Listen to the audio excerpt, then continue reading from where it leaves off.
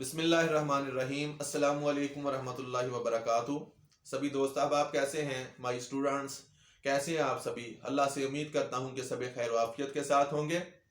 آج کے ہمارے ٹاپک کا جو دوسرا پارٹ تھا، ابھی ہمارا جو ٹاپک تھا جس کو ہم ڈسکس کر رہے تھے وہ حضرت سیدنا عمر فاروق رضی اللہ تعالی عنہ کے دور انتظامیہ کی خصوصیات۔ پہلے ہم نے یہ بتایا پہلے حصے میں کہ حضرت عمر رضی اللہ تعالیٰ عنہ کون تھے۔ اب ہم گفتگو کریں گے حضرت عمر فاروق رضی اللہ تعالیٰ عنہ کے دور انتظامیہ کی خصوصیات پر۔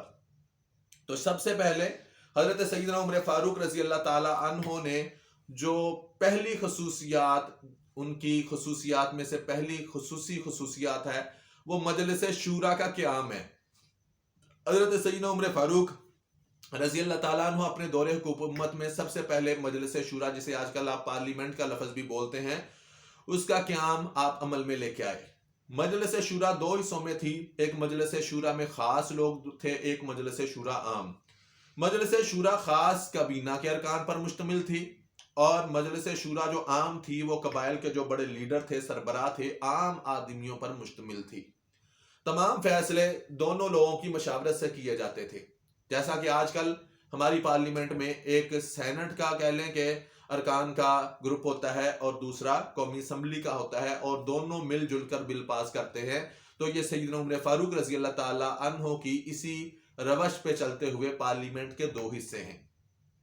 نمبر دو، جو دوسری خصوصیات تھی حضرت سیدنا عمر فاروق رضی اللہ تعالی عنہ کی، وہ ریاست کی انتظامیہ ڈویژن میں تقسیم۔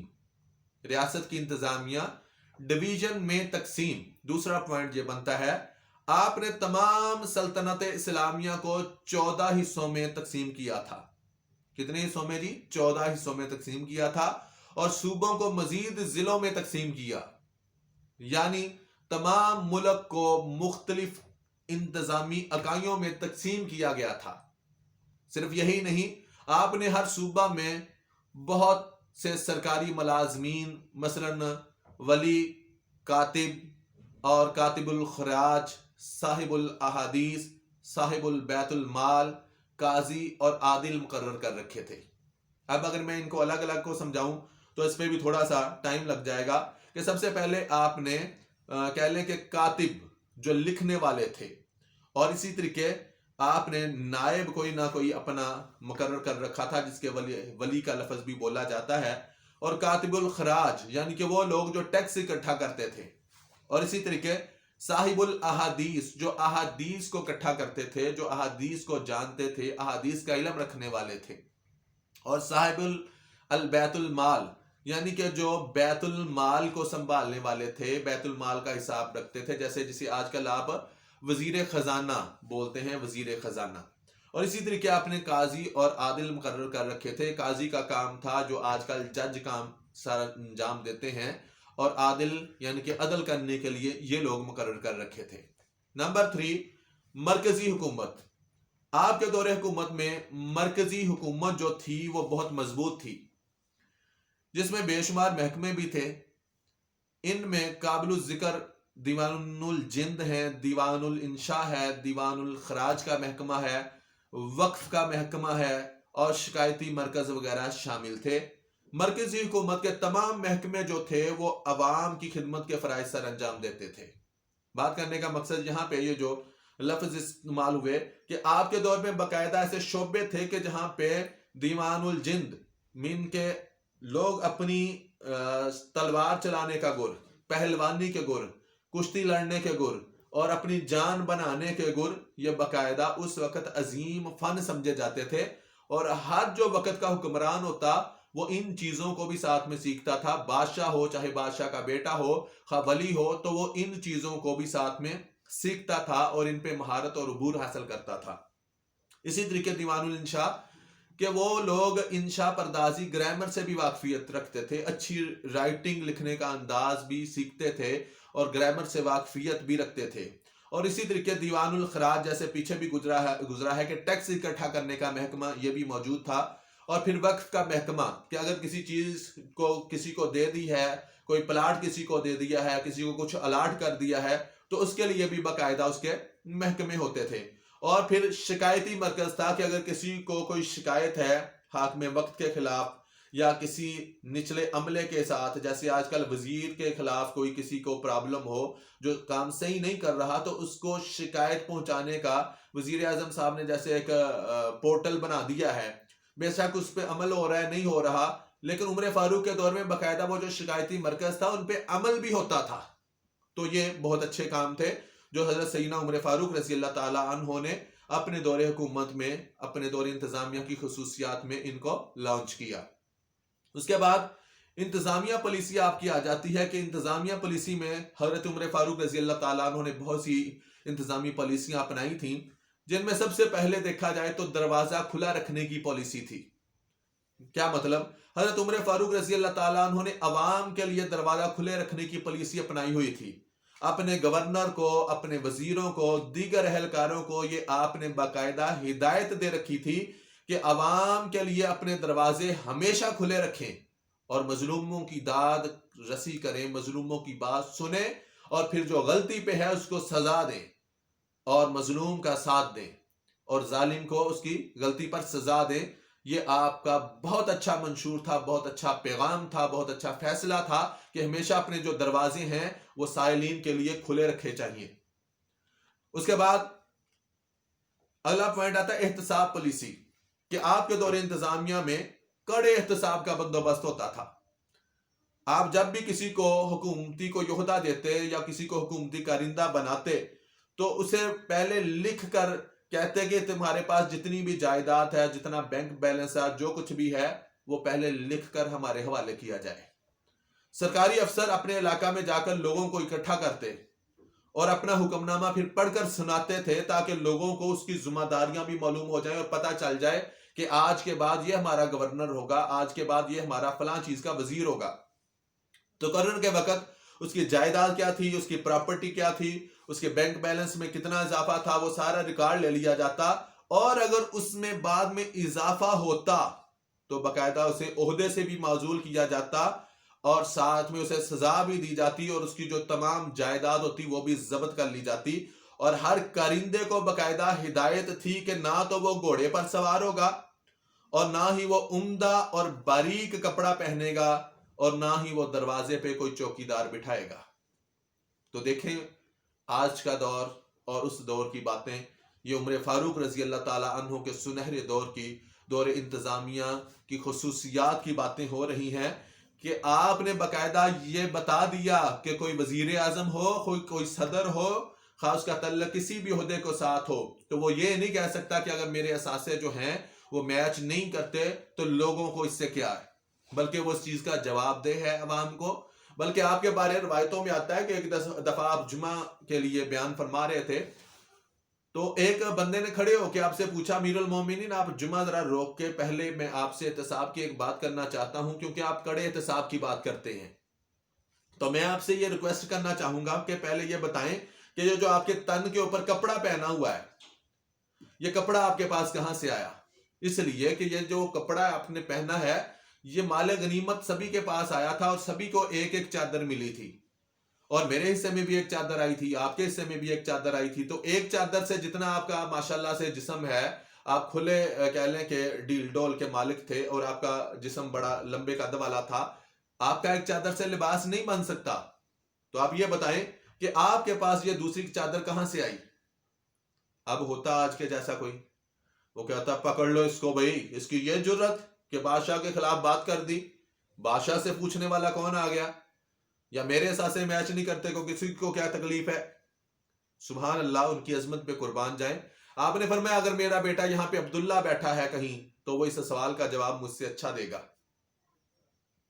آپ کے بیٹے کھڑے ہوتے ہیں اور سب سے پہلے اس سوالی کو، سائل کو کہتے ہیں کہ آپ نے بہت اچھا کیا، بہت اچھا آپ کا سوال ہے اور ہمیں خوشی ہوئی کہ ہماری رعایا میں کوئی پوچھ گچھ کرنے والا ہے.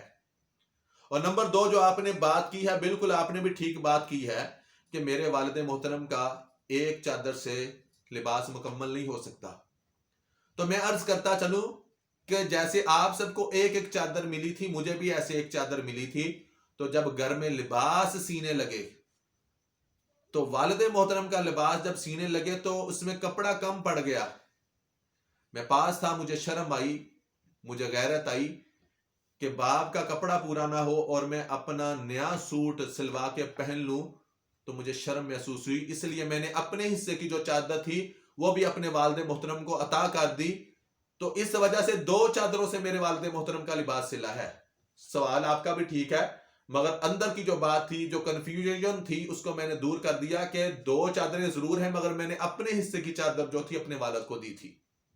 تو یہ آج کے ہمارے جتنے بھی وزیر ہیں، ہمارے جتنے بھی ملک کے بادشاہ ہیں، حکمران ہیں، ان کے لیے پیغام ہے کہ اگر عمر فاروق رضی اللہ تعالیٰ عنہ ایک چادر کا حصہ آپ دے سکتے ہیں اور ماتھے پہ کوئی بل نہیں آیا، اس کو کوئی سزا نہیں سنائی، تو یہ آج کس بات کی مولی ہیں سارے، میں اور آپ؟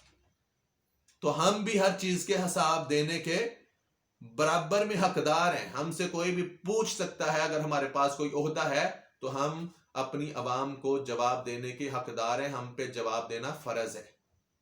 تو یہ عمر فاروق رضی اللہ تعالیٰ عنہ کو احتساب کی کڑی پالیسی تھی۔ اس کے بعد اس بندے نے کہا کہ امیر المومنین مجھے جواب مل گیا، لہذا آپ آگے بات کریں، جمعہ پڑھائیں۔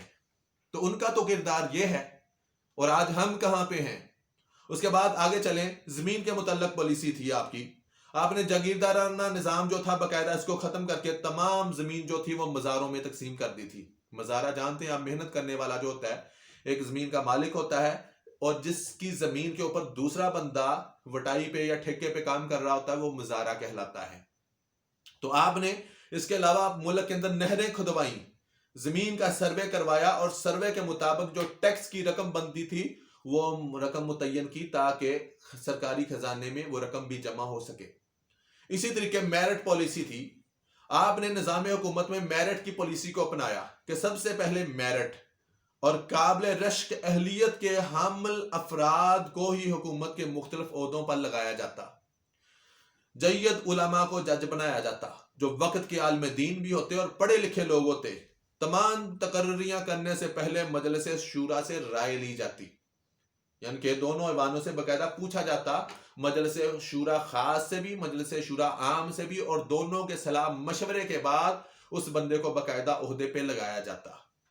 اس کے آگے مالی پالیسی تھی، آپ نے مال کے بارے باقاعدہ پالیسی بنا رکھی تھی۔ آپ نے سلطنت اسلامیہ کے لیے مالی پالیسی 3 اصولوں کی بنیاد پر بنائی تھی، یعنی نمبر 1 صحیح اکٹھا کرو، نمبر 2 صحیح خرچ کرو، اور نمبر 3 غلط خرچ کرنے سے روکو۔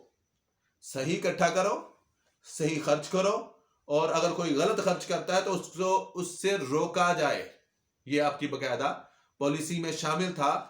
آپ بیت المال کو عوام کی امانت سمجھتے تھے باقاعدہ، اور کہتے تھے کہ اگر خلیفہ امیر ہے تو اسے بیت المال سے کچھ نہیں لینا چاہیے، اور اگر وہ غریب ہے تو گزارے کے مطابق اسے لینا چاہیے۔ ملک کے تمام لوگوں کو روٹی کپڑا مہیا کرنا حکومت کی ذمہ داری تھی۔ آج کل کے سیاستدانوں کی طرح صرف نعرے نہیں تھے روٹی کپڑا مکان یا گھروں کا، یا یہ ساری باتیں۔ اس لیے آپ نے درجوں کے مطابق 1 by 1 سٹیپ کے مطابق جو مستحق تھے ان کے وظیفے بھی مقرر کر رکھے تھے۔ صرف یہی نہیں، آپ نے تمام لوگوں کو ہدایت دے رکھی تھی کہ اپنی بچت کا کسی نہ کسی کاروبار میں لازمی لگائیں تاکہ دولت چند ہاتھوں میں مرکوز ہو کر نہ رہ جائے، صرف چند ہاتھوں کی قید میں دولت نہ رہ جائے۔ اسی طرح آپ نے چند ایک نئے ٹیکس امیروں پر عائد کیے تھے تاکہ امیر و غریب کا فرق جو ہے وہ کم ہو سکے۔ پاکستان بھی ایک اسلامی فلاحی ریاست بننے کی راہ پر گامزن ہے اور اچھے نظام حکومت کے لیے کوشاں ہے۔ تو یہ عمر فاروق کی زندگی سے سیکھنا پڑے گا بھائی۔ دیکھیں سیدنا عمر فاروق رضی اللہ تعالیٰ عنہ کی روایت آتی ہے ایک بارے کہ ایک دفعہ آپ کی زوجہ جو تھی، جتنی آپ کی تنخواہ تھی اس میں سے چند پیسے، چند سکے بچاتے کوئی چند دنوں کے بعد نہیں بلکہ مہینوں کے بعد جا کے وہ اتنے پیسے اکٹھے ہوئے کہ ایک دن اس نے سویٹ ڈش جسے کہتے ہیں حلوہ بنا لیا۔ جب عمر کے سامنے رضی اللہ تعالیٰ عنہ کے سامنے وہ پیش کیا گیا کھانے کے بعد، آپ نے پوچھا یہ حلوہ کہاں سے آیا بھائی، اس کے پیسے کہاں سے آئے؟ تو آپ کی زوجہ نے بتایا کہ جتنی تنخواہ آتی ہے اس میں سے میں نے چند سکے بچاتی تھی کئی مہینوں سے، تو آج اتنا چندہ اکٹھا ہوا، پیسے اکٹھے ہوئے کہ میں نے اس سے سویٹ ڈش حلوہ شریف بنا لیا۔ آپ نے فرمایا اچھا اس کا مطلب ہے کہ عمر کی تنخواہ سے اگر اتنے سکے اتنے پیسے اور کم کر دیے جائیں تو تب بھی عمر فاروق کے گھر کا گزارا اچھا ہو سکتا ہے. تو آپ نے اپنی تنخواہ سے اتنے پیسے کم کر دیے. آج ہم کہاں پہ ہیں؟ آج ہمارے وزراء کہاں پہ ہیں؟ آج ہمارے حکمران کہاں پہ ہیں؟ قربان جائے ان کی عظمت پہ، قربان جائے ان کی خصوصیات پہ. تو صرف یہی نہیں بلکہ آپ نے اپنے ملک کے اندر یہ جو بچوں کا وظیفہ پیدا ہوتے لگا دیا جاتا ہے، یہ عمری لا ہے. آج بھی یورپ میں آپ چلے جائیں تو وہاں پہ عمری لا آپ کو سننے میں ملے گا کہ جو بچہ پیدا ہوتا ہے وہ جب وہ 2 سال کا ہوتا ہے، بلکہ اب تو پیدائشی کر دیا تھا کیونکہ کچھ بچوں نے زبردستی اپنی ماؤں کا دودھ جو تھا ماؤں نے چھڑانا شروع کر دیا تھا کہ بچے کا وظیفہ جلدی لگ جائے. جب عمر کو یہ پتا چلا تو آپ نے کہا جب سے بچہ پیدا ہو اسی وقت سے ان کا وظیفہ مقرر ہے، اب 2 سال کے بعد نہیں ہوگا بلکہ پیدا ہوتے ہی لگ جائے گا. آج یورپ میں چلے جائیں، بچہ 18 سال کا ہوتا ہے، اس کا وظیفہ اتنا ہو چکا ہوتا ہے کہ وہ چاہے تو مکان بنا لے، چاہے تو اپنا کاروبار شروع کر لے. یہ عمری لا ہے. پولیس کا نظام عمری لا ہے. اسی طریقے ڈسپینسریوں کا نظام، سرحد پہ پہرا دینا، اماموں کی تنخواہ، خطیبوں کی تنخواہ، اور کہہ لیں کہ ہسپتالوں کا نظام اور سرحد پہ پہرا دینے کا نظام، فوجیوں کو باقاعدہ 3 ماہ کے بعد یا 2 ماہ کے بعد چھٹی دینے کا نظام، یہ سارا سیدنا عمر فاروق رضی اللہ تعالی عنہ کی طرف سے ہے. تو لہذا پاکستان کو بھی چاہیے کہ اگر ایک اسلامی فلاحی ریاست بننا چاہتے ہیں تو ہمیں حضرت عمر فاروق رضی اللہ تعالی عنہ کی انتظامی پالیسی کو، ایمانداری کو، ان کی لگن کو، محنت کو، ان کی کارکردگی کو اور احتساب کا جو عمل تھا، دروازہ کھلے رکھنے کی جو پالیسی تھی، جو ان کی میرٹ پالیسی تھی، جو ان کی مالی پالیسی تھی، پاکستان کی افسر شاہی جو بیوروکریسی ہے، اس کو بھی چاہیے کہ وہ حضرت عمر فاروق رضی اللہ تعالیٰ عنہ کی انتظامی فلسفی کو سمجھے، اس فلسفے کو سمجھتے ہوئے وہ عوام کی خدمت کا تہیہ کرے تو ان میں بھی اچھی انتظامیہ کے اوصاف پیدا ہو سکتے ہیں. تو اللہ پاک مجھے اور آپ سب کو سیدنا عمر فاروق رضی اللہ تعالیٰ عنہ کے نقش قدم اور ان کے دور انتظامیہ کی خصوصیات پر عمل کرنے کی توفیق عطا فرمائے. آمین ثم آمین. سبھی دوست، سبھی بچے جو ہیں میرا چینل لازمی سبسکرائب کریں. یوٹیوب پہ جا کے پروفیسر قاری نیاز احمد PROF.QARI قاری NIAZ نیاز AHMAD احمد، پروفیسر قاری نیاز احمد، وہاں پہ سرچ کریں. ساتھ میں لیکچر خود بھی سنیں، باقی بچوں کو بھی سنائیں، اور اس چینل کو لازمی سبسکرائب کریں اور اپنے دوستوں کے ساتھ شیئر بھی کریں. انشاءاللہ روزانہ کا جو ٹاپک ہے آپ کو یوٹیوب سے مل جایا کرے گا. اللہ پاک میرا اور آپ سب کا حامی و ناصر ہو. آمین ثم آمین.